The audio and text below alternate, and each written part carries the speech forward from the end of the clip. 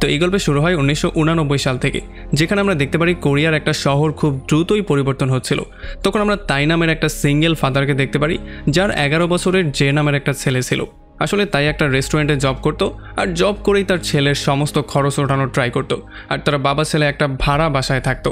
তবে এরপরে একদিন রাতের বেলায় ঘর ভাড়া নেওয়ার জন্য মিস লিন চলে আসে। আসলে আমরা জানতে পারি মিস লিন এখানে ল্যান্ডলর্ডের জন্য সমস্ত ভাড়াটিয়াদের থেকে ভাড়া কালেক্ট করে। আর তাছাড়া যেহেতু মিস লিন দেখতে অনেকটা সুন্দর ছিল, এই জন্য যে তাকে মিস প্রিটি বলে ডাকতো। আর তাছাড়া তার হাবভাব দেখে আমরা এই জিনিসটাও বুঝতে পারি যে মিস লিনের মনের মধ্যে তাই এর জন্য একটা সফট কর্নার আছে। প্রতি মাসে সে তাদের থেকে ভাড়া তো কালেক্ট করেই, তবে প্রতিবারই ভাড়া কালেক্ট করার সময় সে জের জন্য খাবার দাবারের কিছু না কিছু নিয়ে আসে। এই জন্য জেও তাকে দেখে খুবই হ্যাপি হয়ে যায়। এরপরে লিন তাদেরকে বলে যে নিচের ফ্লোরে যেই ভাড়াটি আছে তারা নতুন ঘর কিনে ফেলেছে, এই জন্য সমস্ত ভাড়া তারা কমপ্লিট করে দিয়েছে। সামনের মাসে নিউ ইয়ারে তারা সেই নতুন ঘরে শিফট হয়ে যাবে। এখন যদি আপনি চান তাহলে আপনি উপরের ফ্লোর থেকে নিচের ফ্লোরে চলে যেতে পারেন, কারণ সেখানে ভাড়া একটু কম আছে। আর আপনি একটা সময় আমাকে বলেছিলেন যে আপনার ওয়াইফের একটা স্বপ্ন ছিল যে আপনি একটা সেলুন খুলবেন। এখন যদি আপনি সেটা করতে চান তাহলে নিচের ফ্লোরে চাইলে করতে পারেন। তবে তখন তাই বলে যে হ্যাঁ ঠিক আছে, এই ব্যাপারটা নিয়ে আমি চিন্তা ভাবনা করছি, আর আমি অলরেডি এটার প্রিপারেশন নিয়েও ফেলেছি। যদি আমি নিচের ফ্লোর ভাড়া নেই তাহলে আমি অবশ্যই আপনাকে জানাবো। তো এরপরে ঘরের মধ্যে যাওয়ার পরে সে তার ছেলেকে গোসল করতে যাওয়ার জন্য বলে, আর সে নিজেই তার জন্য একটা কোট সেলাই করা শুরু করে। আর যখন সে গোসল করে আবারও ব্যাক করে, তখন সেই কোটটা পরিয়ে তার ফিটিং চেক করা শুরু করে। তবে যেহেতু এখন পর্যন্ত সে স্লিপ বানায়নি, এই জন্য সে স্লিপের মাপ নিতে নিতে তার ছেলেকে বলে যে এখন সেলুন খোলার জন্য পর্যাপ্ত সেভিংস আমাদের কাছে নেই। আসলে যদি আমরা সেলুন খুলতে চাই তাহলে আমাদেরকে আরও 3 বছর পর্যাপ্ত সেভিংস করতে হবে, তারপরেই আমরা চাইলে একটা সেলুন খুলতে পারবো, কারণ একটা সেলুন খুলতে অনেক টাকার প্রয়োজন। আর এইটা শোনার সঙ্গে সঙ্গেই যে স্বপ্ন দেখা শুরু করে যে আজ থেকে 3 বছর পরে তাদের নিজেদের একটা হেয়ার সেলুন হবে। তো এরপরে সিন চলে আসে পরদিন সকালবেলা। আমরা দেখতে পারি তাই তার ছেলেকে ঘুম থেকে জাগিয়ে নাস্তা দিয়ে স্কুলে পাঠিয়ে দেয়। আর এরপরে সে একটা হেয়ার ডামের উপরে তার হেয়ার কাটিংয়ের প্র্যাকটিস করা শুরু করে, মানে কিছু নকল চুল কেটে সে প্র্যাকটিস করা শুরু করে। আর এরপর যখন তার অফিসে যাওয়ার সময় চলে আসে, তখন সে সেখান থেকে সোজা অফিসে চলে আসে। আর স্কুল শেষ হওয়ার পরে যে সেখান থেকে সোজা রেস্টুরেন্টেই চলে আসে, আর এখানে বসে বসেই সে তার হোমওয়ার্ক সমস্ত কিছু কমপ্লিট করে। আর ততক্ষণে তার বাবা রেস্টুরেন্টে কাস্টমারদের থেকে অর্ডার নিয়ে সেগুলো এনে শেফকে বুঝিয়ে দেয়, আর খাবার দাবার রেডি হলে সেগুলো নিয়ে আবার সার্ভও করে দেয়। আর এখান থেকে রাতের বেলায় যখন তারা বাসায় ব্যাক করে, তখন খাবার দাবার খাওয়ার পরে দুই বাবা ছেলে মজা করা শুরু করে, মানে তারা সেলুনের গেম খেলা শুরু করে, যেখানে যে তার বাবার হেয়ার ওয়াশ করার নাটক করা শুরু করে। এরপর পরদিন সকালবেলা যখন যে স্কুল থেকে ব্যাক করার ট্রাই করছিল, তখন প্রতিদিনের মতো আজকেও স্কুলের 3টা ছেলে জেকে বুলি করা শুরু করে। যদিও যে তাদেরকে আটকানোর কথা মনে মনে চিন্তা করছিল, তবে যেহেতু তারা অনেক শক্তিশালী ছিল, এই জন্য যে তাদের সাথে ফাইট না করে সেখান থেকে চলে আসে। তো এখান থেকে সিন চলে আসে কয়েকদিন সামনে। এখন আমরা দেখতে পারি তাই তার ছেলের জন্য যেই কোটটা সিলিয়েছিল সেই কোটটা তাকে পরিয়েই একটা বিয়ের অনুষ্ঠানে চলে আসে। আর এখানে তাই একটু বেশি নেশা করে ফেলে, মানে একটু বেশি মদ খেয়ে ফেলে, এই জন্য তার বমি হওয়া শুরু হয়ে যায়। আর যখন যে তাকে সামলানোর জন্য আসে, তখন তাই তাকে বলে আমি সম্পূর্ণ ঠিক আছি। আর এরপর সে তাকে একটা গুড নিউজও দেয়। সে বলে যে তোমার একটা আঙ্কেল আমাকে বলেছে যে সে স্টক মার্কেটে অনেক বেশি টাকা ইনকাম করেছে, মানে তার অনেক বেশি লাভ হয়েছে। এখন যদি আমরা চাই তাহলে সে আমাদেরকে সেলুন খোলার জন্য কিছু টাকা ধার দিতে পারে। আর এইটা শোনার পরে তো যে পুরো পাগলের মতোই হয়ে যায়, মানে সে খুশিতে নাচানাচি করা শুরু করে। আর এরপর সে তাকে বলে যে মা আমাদেরকে বলেছিল যে কোনো স্কুল বা বাস স্ট্যান্ডের কাছে সেলুন খোলা উচিত, কারণ সেখানে সেলুন অনেক ভালো চলে। সো এই জন্য আমরা এই 2টা জায়গার কোনো একটা জায়গাতেই ঘর রেন্ট নেব, যাতে করে আমরা সেখানে সেলুন খুলতে পারি, আর আমাদের সেলুনের মধ্যে অনেক বেশি কাস্টমাররা আসবে। এখান থেকে যখন তারা বাসায় চলে আসে, তখন যে তার বাবাকে হ্যান্ডেল করে তাকে কোনো রকমের বিছানায় শুয়ে দেয়, আর তার জুতা মুতা খুলে পরিষ্কারও করে ফেলে। আর এরপরে সে তার মায়ের ছবিটা দেখে তাকে মিস করা শুরু করে, আর তার ছবির সঙ্গেই কথাবার্তা বলা শুরু করে। সে তাকে বলে যে মা তোমার স্বপ্ন আমরা পূরণ করতে যাচ্ছি। তো এরপরে পরদিন সকালবেলা যখন তারা ঘুম থেকে ওঠে, তখন তাই তার ছেলের সঙ্গে কথাবার্তা বলে। আর সে তাকে বলে যে আজকে রাতের বেলায় আমি মিস লিনের সঙ্গে নিচের ফ্লোরটা ভাড়া নেওয়ার ব্যাপারে কথাবার্তা বলবো। তবে এটা শোনার পরে যে মনটা একটু খারাপ হয়ে যায়। সে তাকে বলে যে বাবা এখানে তো আশেপাশে কোনো স্কুল বা বাস স্ট্যান্ড নেই, তাহলে এইটা আমরা কেন নেব? তখন সে তার ছেলেকে বুঝিয়ে বলে যে দেখো সেই সমস্ত লোকেশনে আমরা যদি রুম রেন্ট নিতে চাই তাহলে আমাদের আরও বেশি টাকার দরকার পড়বে। সো এই জন্য আমাদেরকে শুরুটা তো এখান থেকেই করতে হবে। এরপরে যখন রাতের বেলায় তাই তার কাজ শেষ করে বাসার দিকে ব্যাক করছিল, তখন তার পরিচিত একটা সাইকেল মেকানিকের সঙ্গে তার দেখা হয়ে যায়। আর তার সাথে কথা বলে সে জানতে পারে যে তাদের ল্যান্ডলর্ড সমস্ত জায়গা জমি বিক্রি করে দিচ্ছে, কারণ এখানে জায়গার দাম ডাবল হয়ে গেছে। আর সে তাকে বলে যে তোমার কি মনে হয় ল্যান্ডলর্ড তোমাদের ওই জায়গার জায়গাগুলো সেল করবে না? অবশ্যই এখানেরগুলো সেল করার পরে তোমাদেরগুলোও সে সেল করে দিবে। তারপরে পরদিন স্কুল ছুটির পরে যখন যে বাসার দিকে ব্যাক করার ট্রাই করছিল তখন অনেক বেশি বৃষ্টি হচ্ছিল। এই জন্য সে গিয়ে একটা বাথরুমের মধ্যে লুকানোর ট্রাই করে। তবে সেখানে সেই 3টা ছেলে অলরেডি উপস্থিত ছিল যারা প্রতিদিন তাকে বুলি করতো। এই জন্য সে দ্রুত সেখান থেকে পালিয়ে একটা দোকানের কাছে গিয়ে দাঁড়িয়ে যায়। তবে এই দোকানের কাছেই তাদের ল্যান্ডলর্ডের গাড়িটা ছিল। আর সে যখন জেকে দেখতে পারে তখন সে তাকে ডেকে গাড়ির মধ্যে তুলে নেয় আর যেও তার গাড়ির মধ্যে উঠে পড়ে। তবে এরপরেই লোকটা তাকে বলে যে তুমি কি জানো না যে আজকাল বাচ্চাদেরকে কিডন্যাপ করা হচ্ছে? তুমি কিছু না চিন্তা করেই আমার গাড়ির মধ্যে কেন উঠে পড়লে? যদি এখন আমি তোমাকে কিডন্যাপ করে ফেলি তাহলে তোমাকে তো আর কেউ খুঁজেও বের করতে পারবে না, কেউ কোনোদিন জানতেও পারবে না তুমি কোথায় গায়েব হয়ে গেছো। এখন এই সমস্ত ব্যাপারগুলো শোনার পরে যে একটু ভয় পেয়ে যায় আর সে এটার কোনো অ্যান্সারই দেয় না। আসলে আমরা জানতে পারি যে ল্যান্ডলর্ডকে চিনতও না, তবে ল্যান্ডলর্ড জেকে খুব ভালো করেই চিনত। আর এই জন্য ল্যান্ডলর্ড তার ড্রাইভারকে বলে চলো জেকে তার বাসায় ড্রপ করে দিয়ে আসি। আসলে তখন আমরা জানতে পারি সে তার নামটাও জানতো আর তার অ্যাড্রেসটা তো সে খুব ভালো করেই জানতো। এই জন্য যে আরও একটু বেশি ভয় পেয়ে যায়। এই জন্য যতক্ষণ পর্যন্ত সে তাকে তার বাসার সামনে ড্রপ করে না দেয় ততক্ষণ পর্যন্ত সে কোনো কথাই বলছিল না। তো এরপরে রাতের বেলায় যখন যে খাবার দাবার খাচ্ছিল তখন তাই তাকে জিজ্ঞেস করে যে নিচের ফ্লোরের লোকজন আমাকে বলল যে আজকে তোমাকে ল্যান্ডলর্ড এসে ড্রপ করে দিয়ে গিয়েছিল। তখন যে তাকে বলে যে বাবা আমি তো তাকে চিনতামই না, আমি যদি জানতাম সে ল্যান্ডলর্ড তাহলে তো আমি তাকে বলতাম যে আমাদের কাছে একটা ঘর সেল করে দিন। তবে তখন তার বাবা তাকে বলে যে এখন জমিনের দাম ডাবল হয়ে গেছে, মিস লিনের সাথে আমি কথা বলে এই ব্যাপারটা জানতে পেরেছি। সো এখন কোনো জমি কেনার ক্ষমতা আমাদের নেই, আমাদের এখন আরও বেশি সেভিংস করতে হবে যাতে করে পরবর্তীতে আমরা এই ব্যাপারে চিন্তা করতে পারি। তবে এইটা শোনার পরে যে একটু বেশি শক্ট হয়ে যায়। এই জন্য সে তার বাবাকে রিকোয়েস্ট করা শুরু করে যাতে করে সে মিস লিনের সঙ্গে কথাবার্তা বলে আর মিস লিনের মাধ্যমে ল্যান্ডলর্ডকে রিকোয়েস্ট করে কোনোভাবে একটা জমি কিনে ফেলে। তবে তাই তাকে বলে যে দেখো মিস লিন হচ্ছে সাধারণ একজন কর্মচারী, সো আমাদের পার্সোনাল কোনো ইস্যুতে আমরা তাকে কোনোভাবেই বিপদে ফেলতে চাই না। এই জন্য যে তার বাবার কাছে সেই ল্যান্ডলর্ডের নাম জিজ্ঞেস করে। আর তখন তার বাবা বলে ল্যান্ডলর্ডের নাম তো এমনিতে কিম, তবে সবাই তাকে ওল্ড ফক্স বলেই ডাকে কারণ সে তাদের মতোই চালাক।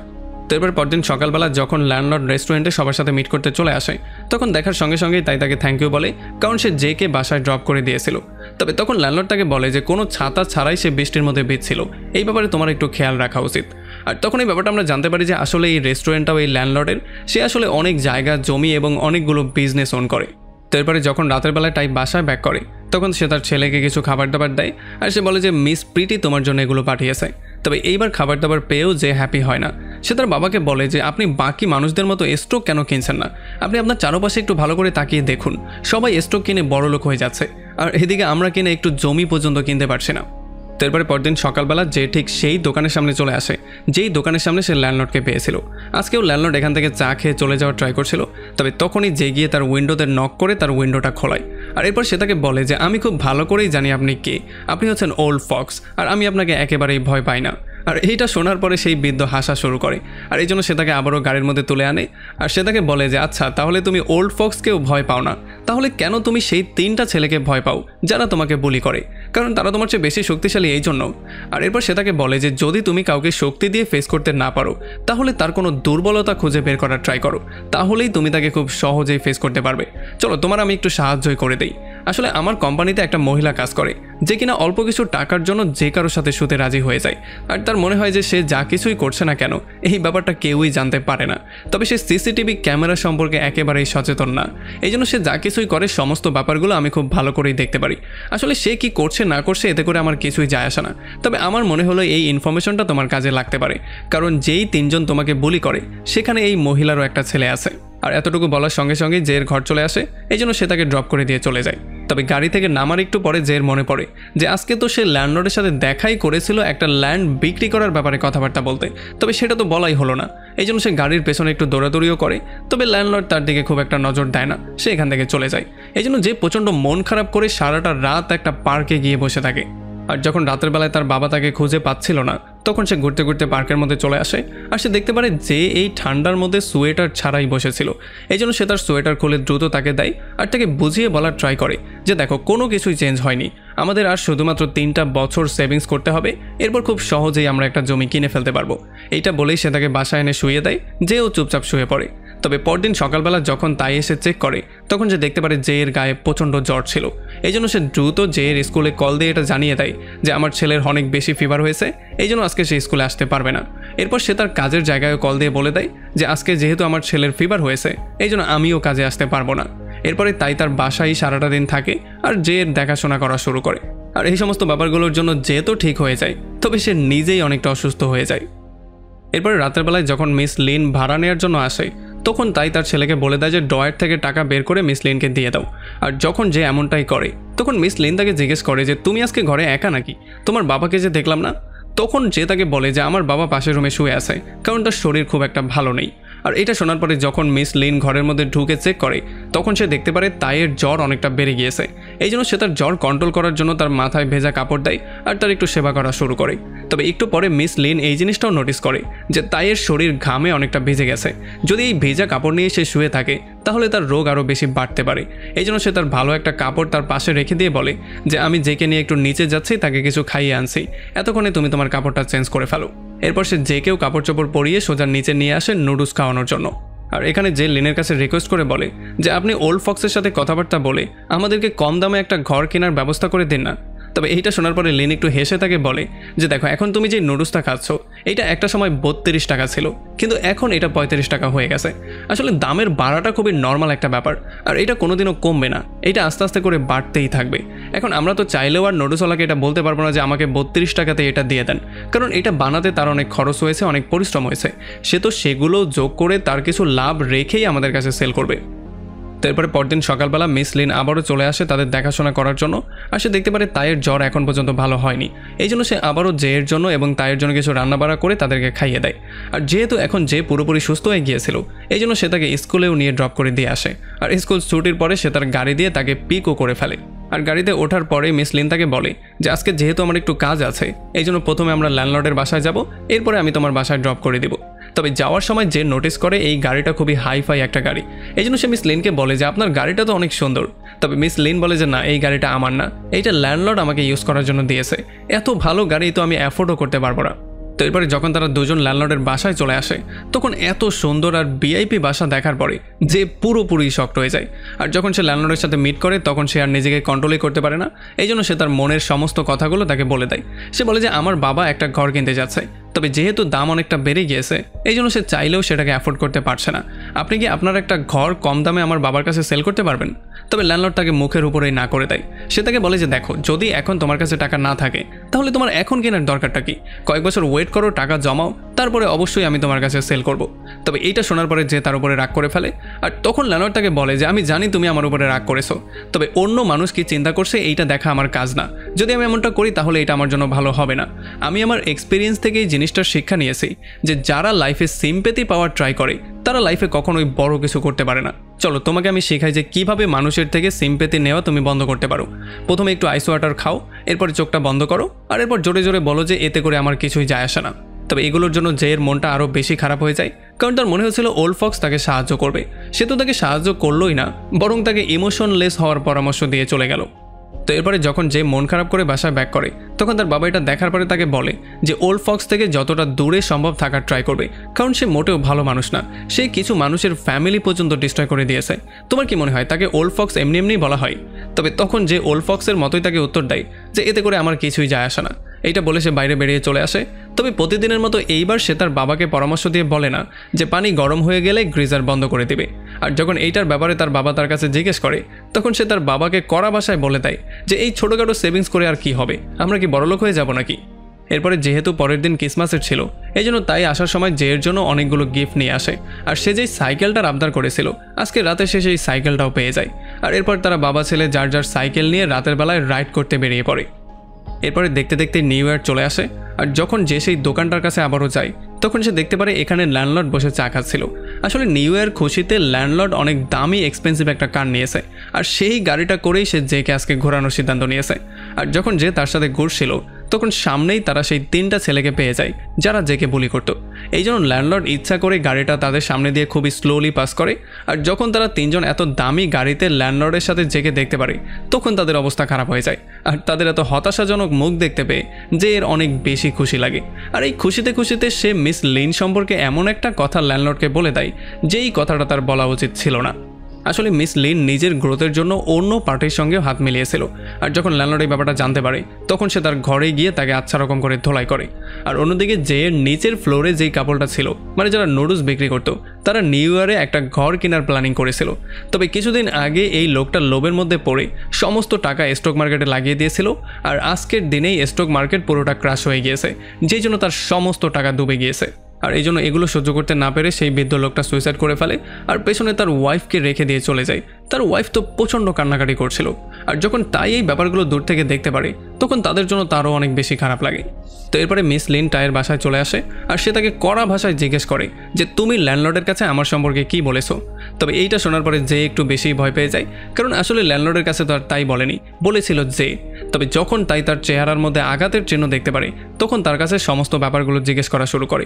তখন মিস লিন তাকে বলে যে আমি রেস্টুরেন্টের মধ্যে তাকে না জানিয়ে একটা মিটিং করেছিলাম, আমি যা কিছুই করেছিলাম সেগুলো তাকে ধোকা দেওয়ার জন্য না, বরং তার প্রফিটের জন্যই করার ট্রাই করছিলাম। তবে কে জানি আমার বিরুদ্ধে উল্টাপাল্টা তার কাছে বলে দিয়েছে, এই জন্য প্রথমবারের মতো ল্যান্ডলর্ড আমার গায়ে হাত তুলেছে। তবে তখন তাই তাকে বলে যে ঠিক আছে, এগুলো ভুলে যাও, এমনিতেও সে কোনো ভালো মানুষ না। তবে তখন লিন তাকে বলে যে না, এমনটা একেবারেই না, সে খুবই ভালো একজন মানুষ। তুমি জানো সেই আমার জীবনটা চেঞ্জ করেছে। আমি আগে একটা বার ডান্সারের কাজ করতাম, তবে একদিন সে আমাকে তার কাছে ডেকে আমার বার্থডে জিজ্ঞেস করেছিল। আর যখন আমি আমার বার্থডে বলেছিলাম আর সে জানতে পেরেছিল যে তার ছেলের বার্থডে এবং আমার বার্থডে একই দিনে, তখন থেকেই সে আমাকে তার নিজের মেয়ের মতো ট্রিট করা শুরু করে দিয়েছিল। সে আমাকে চাকরি দিয়েছে, ঘর দিয়েছে, আমাকে এমনকি গাড়ি পর্যন্ত দিয়েছে। আর এরপরে সে ল্যান্ডলর্ডের ছেলের গল্পটাও তাকে বলে। সে বলে যে আসলে ল্যান্ডলর্ড তার ছেলেকে অনেক বেশি ভালোবাসত, তবে ল্যান্ডলর্ডের এত নিয়ম কানুনের মধ্যে তার ছেলে একেবারেই থাকতে চাইছিল না। এই জন্য সে তার নিজের যোগ্যতায় পড়ালেখা করে ডাক্তার হয়েছিল, তবে একটা রোগের কারণে পরবর্তীতে তার মৃত্যু হয়ে গিয়েছিল। আর এরপর থেকে ল্যান্ডলর্ড প্রত্যেকটা ছোট ছোট ছেলে মেয়ের মধ্যে তার ছেলেকে খুঁজে বের করার ট্রাই করে। আর এরপর সে তাকে বলে যে আমি তোমার ঘর সম্পর্কেও তার সাথে কথাবার্তা বলার ট্রাই করছিলাম, তবে এখন যেহেতু সে আমার উপরে রাগ হয়ে গেছে, এখন মনে হয় না সে আমার কথার আর পাত্তা দিবে। আমি আসলে কখনোই তাকে ধোকা দিতে চাইনি, আমি সবসময় তার ভালোর জন্যই কাজ করছিলাম। আর এগুলো শোনার পরে জের মনটাও প্রচণ্ড খারাপ হয়ে যায় আর সে বুঝতে পারে যে সে কত বড় একটা ভুল করে ফেলেছে। তো এরপরে পরদিন সকালবেলা যে চলে আসে তার বাবার সঙ্গে মিট করতে, আর তার বাবাকে বলে যে নিচের ফ্লোরে যারা আছে তাদের চুক্তির মেয়াদ শেষ হয়ে গেছে, তাদেরকে গিয়ে বলুন যেই কোনো ওয়েতে ঘরটা খালি করতে, আর যেই কোনো ওয়েতে আপনি ঘরটা কিনে ফেলুন। তবে তখন তাই তাকে বলে যে কিছুদিন আগেই তাদের ঘরে মৃত্যু হয়েছে, তারা এখন একটা শকের মধ্যে আছে, আমি গিয়ে কি করে তাদেরকে এগুলো বলতে পারি। তবে তখন যে তাকে বলে যে তাতে করে আমাদের কি যায় আসে, আমাদের ব্যাপারটা চিন্তা করা উচিত। তবে এইটা শোনার পরে তাই পুরোপুরি শকড হয়ে যায়। সে চিন্তা করছিল আমার ছেলে এতটা নির্দয়ী কবে থেকে হয়ে গেল, এই জন্য সে তার গালে জোরে একটা চট দিয়ে দেয়, যেই জন্য যেও প্রচণ্ড মন খারাপ করে সেখান থেকে সোজা বেরিয়ে চলে আসে। তো এরপর আমরা দেখতে পারি যখন যে দোকানের পাশে বসে ওল্ড ফক্সের জন্য ওয়েট করা শুরু করে, তখন সেই তিনটা ছেলে এদিক দিয়ে যাচ্ছিল। আর যখন তারা জেগে দেখতে পারে তখন তারা তাকে বুলি করার প্রিপারেশন নেওয়া শুরু করে। তবে যে নিজেই হেঁটে তাদের সামনে যায় আর তাদেরকে বলে যে দেখো, আমি জানি না তোমাদের নাম কি, তবে আমার ফ্রেন্ড ওল্ড ফক্সকে তো তোমরা অবশ্যই দেখতে পেয়েছো, আর তোমার মা ওল্ড ফক্সকে অনেক বেশি ভয় পায়, আর তোমার মা যে কি উল্টাপাল্টা কাজকর্ম করে সেগুলো সম্পর্কে আমার বন্ধু আমাকে সব কিছু বলে দিয়েছে। সো যদি তুমি আমার সাথে উল্টাপাল্টা কিছু করার ট্রাই করো তাহলে এই সমস্ত ব্যাপারটা আমি শহরে ছড়িয়ে দিব। যদি তুমি চাও এই সমস্ত ব্যাপারগুলো না ছড়াক তাহলে আমাকে ডিস্টার্ব করা বন্ধ করে দাও আর এখান থেকে বিদায় হয়ে যাও। আর এগুলো শোনার পরে সেই তিনটা ছেলে প্রচণ্ড ভয় পেয়ে সেখান থেকে দৌড়েই পালিয়ে যায়। তো এরপরে যে গিয়ে সোজা ল্যান্ডলর্ডের সঙ্গে মিট করে আর তার সামনে পাগলের মতো কান্নাকাটি করা শুরু করে আর তাকে জিজ্ঞেস করে যে আপনি আমার বাবার সাহায্য কেন করছেন না। তখন ল্যান্ডলর্ড তাকে বলে যে পৃথিবীতে কেউই কারো সাহায্য করে না, যার যার সাহায্য তার নিজেকেই করতে হয়। তো এখান থেকে ল্যান্ডলর্ড তাকে সোজা রেস্টুরেন্টে নিয়ে আসে আর এখানে ফাইনালি যে তাকে জিজ্ঞেস করে যে তাহলে আপনি আমার সাহায্য কেন করেছিলেন। আর তখন ল্যান্ডলর্ড তাকে বলে যে আমি তোমার সাহায্য এই জন্য করেছিলাম কারণ আমি আমাকে তোমার মধ্যে দেখতে পাচ্ছিলাম। আসলে তোমার মধ্যেও এই দারিদ্রতা থেকে বের হওয়ার একটা ইচ্ছা আছে, যেই জিনিসটা আমার মধ্যেও ছিল। এই জন্য যদি তুমি চেষ্টা করো তাহলে তুমি হয়তো পারতেও পারো। আসলে জানো তোমার বাবাকে আমি প্রথমবার কবে নোটিস করেছিলাম? যেই দিন তোমার জন্ম হয়েছিল। আসলে সেই দিন আমার মায়েরও মৃত্যু হয়েছিল। আর যখন আমি হসপিটালে আমার মায়ের ডেথ সার্টিফিকেট আনার জন্য গিয়েছিলাম তখন লিফটের মধ্যে প্রথমবারের মতো তোমার বাবা এবং মাকে আমি দেখতে পেয়েছিলাম, যারা কিনা তোমার জন্মের জন্য খুবই হ্যাপি ছিল আর লিফটের মধ্যে হাসাহাসি করছিল। তবে যখন তোমার বাবা বুঝতে পারে লিফটের মধ্যে একটা লোক প্রচণ্ড মন খারাপ করে আসে তখন সে তোমার মাকেও হাসতে না করে দেয় আর নিজের খুশিটাকেও সে লুকিয়ে ফেলে। আর তখন থেকে আমি এই জিনিসটা বুঝে গিয়েছিলাম যে তোমার বাবা হচ্ছে গিয়ে আমার মায়ের মতো, মানে ভালো মানুষের একজন আইডল, যারা কিনা সবসময় মানুষের সাহায্য করে। অন্য মানুষ তার যত ক্ষতি করুক না কেন সে তার কোনো ক্ষতি করার ট্রাইও করে না। আর তখনই আমি এই জিনিসটা বুঝে গিয়েছিলাম যে তোমার বাবা হচ্ছে একজন লুজার, কারণ এইরকম মানুষগুলো সবসময় লুজারই হয়। তো এখন ল্যান্ডলর্ডের এই সমস্ত কথাবার্তাগুলো ভালো করে শোনা এবং বোঝার পরে যে তাকে অ্যান্সার দিয়ে বলে যে আমি কখনোই আপনার মতো হতে চাইবো না, কারণ আপনার মধ্যে দয়া মায়া বলতে কিছু নেই। আর তখন ল্যান্ডলর্ড হাসতে হাসতে তাকে অ্যান্সার দিয়ে বলে যে কিন্তু তুমি তো আমার মতো টাকাওয়ালা হতে চাইছিলে। তখন যে বলে যে হ্যাঁ, আমি আপনার মতো টাকাওয়ালা তো হতে চাইছিলাম, কিন্তু আপনার মতো নির্দয় হতে আমি চাইছিলাম না। আমি যদিও টাকাওয়ালা হয়ে যাই তবুও আমি নির্দয় হব না। আর এইটা শোনার পরে ল্যান্ডলর্ড পুরোপুরি শকড হয়ে যায়, কারণ তার মনে পড়ে যায় তার ছেলের কথা। তার ছেলে তাকে বলেছিল যে আমি কখনোই আপনার মতো হতে চাই না। এই জন্য ল্যান্ডলর্ড ফাইনালি তার মনটা চেঞ্জ করে ফেলে আর সে জেয়ের বাবার সাহায্য করার সিদ্ধান্ত নেয়। এই জন্য ল্যান্ডলর্ড জেয়ের নিচের ফ্লোরে সেই লোকজনের কাছে এসে তাদেরকে হুমকি দেওয়া শুরু করে যাতে করে তারা দ্রুত ঘর ছেড়ে চলে যায়। যদি পরবর্তী মাসের মধ্যে তারা ঘর না ছাড়ে তাহলে তাদের বিরুদ্ধে ব্যবস্থাও নেওয়া হবে, কারণ তার হাজব্যান্ড যেহেতু এই ঘরের মধ্যে সুইসাইড করেছে এই জন্য যতই খবরটা ছড়িয়ে পড়বে ততই তার প্রপার্টির দাম অনেকটা কমে যাবে। তবে তখন আমরা দেখতে পারি এই মহিলার যেই ছেলে ছিল সে ল্যান্ডলর্ডকে রিকোয়েস্ট করে বলে যে যদি আপনি ঘরটা সেল করতে চান তাহলে আমাদের কাছেই সেল করে দিন। আসলে যেহেতু আমার বাবা এখানে একটা ভালো বিজনেস দাঁড় করিয়েছে, দূর দূর থেকে মানুষ এখানে নুডলস খেতে আসে, এই জন্য আমি চাইছিলাম যেই কোনো ওয়েতে লোন করে হলেও এই ঘরটা কিনে ফেলতে। তবে ল্যান্ডলর্ড এটা শোনার পরে ইচ্ছা করে এত দাম বাড়িয়ে বলে যেটা তারা জীবনেও অ্যাফোর্ড করতে পারবে না। এদিকে যখন যে রাতের বেলায় বাসায় আসে তখন সে এখানে খাবার দাবার রেডি করা পেয়ে যায় আর তার বাবার একটা নোটও পেয়ে যায় যেখানে বলা ছিল যে নিউ ইয়ারের বেশি চাপের জন্য আমাকে রেস্টুরেন্টে ওভারটাইম করতে হচ্ছে, তুমি খাবার দাবার খেয়ে হোমওয়ার্ক করে শুয়ে পড়ো। আর আমরা দেখতে পারি যে ঠিক এমনটাই করে। আর পরদিন সকালবেলা যখন সে অ্যালার্মের শব্দে ঘুম থেকে উঠে যায় তখন সে দেখতে পারে তার বাবা এখনও ঘুমিয়ে আছে, কারণ যেহেতু সে রাত্রে ওভারটাইম করেছিল এই জন্য সে তার বাবাকে ডিস্টার্ব না করে নিজে থেকেই খাবার দাবার খেয়ে সব কিছু প্যাকেট করে সোজা স্কুলের দিকে বেরিয়ে পড়ে। তো এরপরে পরের সিনে আমরা দেখতে পারি ল্যান্ডলর্ড টাইয়ের সঙ্গে মিট করে তার নিচের ফ্লোরটা সেল করার ব্যাপারে কথাবার্তা বলে। তবে টাই তাকে সরাসরি না করে দেয়। সে বলে যে আমার চাইতে নুডলসওয়ালা আঙ্কেলের সেই ঘরটা এখন বেশি দরকার। এইটা বলার পরে সে সেখান থেকে বেরিয়ে চলে আসে। আর যখন যেই জিনিসটা জানতে পারে তখন তার মাথা প্রচণ্ড গরম হয়ে যায়। এই জন্য সে সাইকেল নিয়ে বেরিয়ে পড়ে কান্নাকাটি করা শুরু করে। তবে এরপরে পার্কে গিয়ে তার বাবা তাকে এই সমস্ত ব্যাপারগুলো বুঝিয়ে বলার ট্রাই করে। তার বাবা তাকে বলে যে দেখো, খারাপ কাজ করে যে কেউ তো বড়লোক হয়ে যেতে পারে, কিন্তু ভালো মানুষ হচ্ছে সেই যে কিনা ভালো কাজ করে আস্তে আস্তে করে বড়লোক হয়। যদি তোমার ভাগ্যে বড়লোক হওয়া থাকে তাহলে তুমি অবশ্যই হয়ে যাবে। তবে ভালো মানুষ তুমি তখনই হবে যখন তুমি নিজের সাথে সাথে তোমার আশেপাশের মানুষ, আশেপাশের জীবজন্তু এবং সমস্ত কিছুর ব্যাপারে খেয়াল রাখবে, সবার ভালো চাইবে। তো এখান থেকে সিন চলে আসে অনেকগুলো বছর সামনে। এখন আমরা দেখতে পারি যে একজন বড় মাপের ইঞ্জিনিয়ার হয়ে গেছে। সে এখন লাক্সারিয়াস অনেক বড় বড় ঘর বানায়। তবে তার সাথে সাথে সে সোলার প্যানেল এবং পরিবেশ বান্ধব ঘরের মধ্যে সমস্ত জিনিসগুলো রাখে যাতে করে পরিবেশের কোনো ক্ষতি না হয়। তাছাড়া সে প্রত্যেকটা এরিয়াতে স্কুলও বানানোর ট্রাই করে যাতে করে প্রত্যেকটা ছেলে মেয়ে তার পড়ালেখা কমপ্লিট করতে পারে। আমরা দেখতে পারি সে ছোট ছোট জিনিসগুলোতেও খুব বেশি করে মনোযোগ দেওয়া শুরু করেছিল। আসলে যদি তাকে কোনো ধারালো জিনিস বাইরে ফেলতে হতো তাহলে সে সেটাকে কোনো একটা কিছুতে র্যাপ করে ফেলতো যাতে করে যারা ময়লা নিতে আসবে বা কোনো জীবজন্তুর সেটা দিয়ে কোনো ক্ষতি না হয়ে যায়। যার মানে আমরা বুঝতে পারি যে ল্যান্ডলর্ডের মতো হার্টলেস একজন মানুষ হওয়ার জায়গায় তার বাবার মতো একজন ভালো মানুষ হওয়ার সিদ্ধান্ত নিয়েছিল, যে কিনা ইমোশন দিয়ে সব কিছু চিন্তা করে চারপাশের মানুষের ভালো চায় এবং কখনোই তাদের ক্ষতি করতে চায় না। আর এমন একটা সুন্দর মেসেজ দিয়ে এই পুরো মুভিটা এখানেই শেষ হয়ে যায়।